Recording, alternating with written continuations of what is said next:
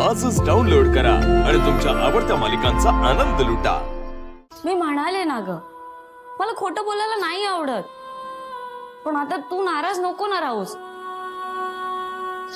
अगं ताई, किती वेळ झाला मी एकटीच बोलते, तू का बोलत नाहीयेस माझ्याशी? का बोलू मी मीरा तुझ्याशी? परिणामांचा विचार केलायस कधी? आता ती माया आणि नर्मदा आत्या जास्त सावध होतील हे कळतंय का तुला? ते काही करू शकणार नाही, मी घेईन सांभाळ। नाही जमणार आहे तुला मीरा, तुला माहित नसेल पण मागे एकदा मायाने एका मांत्रिकाला सांगून मला कैद केलं होतं। तिने जर पुन्हा असं केलं तर काय करणार आहेस तू? कैद? ताई, तुला मग त्या मांत्रिकाच्या दावडीतून कोणी सोडवलं? मीरा तिथे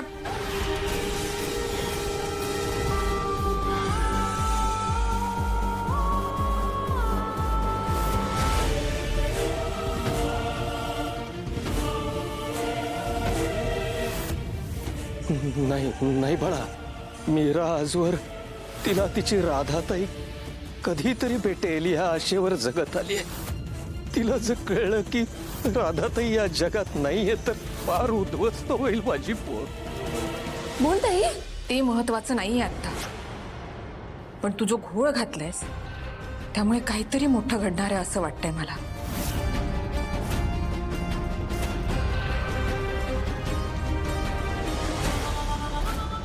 दोघी बहिणीत एकमत नाही, हीच योग्य वेळ आहे दोघींना एकमेकांपासून दूर नेण्याची। अशाने पुढचा खेळ सोपा होईल।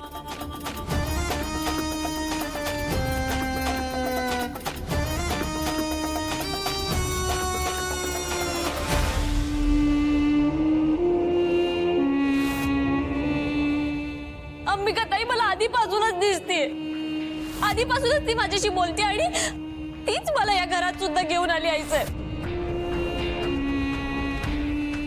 मीरा जे बोलली ते खरं असेल का? तिला खरंच अंबिका दिसते? काही कळत नाहीये। ती म्हणाली अंबिकाच तिला इकडे घेऊन आली। नाही नाही नाही नाही, हे कसं शक्य आहे? हे कसं शक्य आहे? मीरा खोटं बोलते, खोटं बोलते होती। गॉड, अंबिका खरंच परत आली असेल तर? नाही, हाऊ इज दिस पॉसिबल?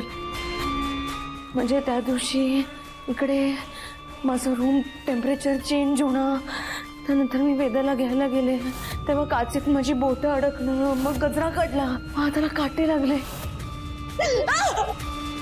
काहीच कळत नाही काय होतंय, काय होतंय? How is this possible?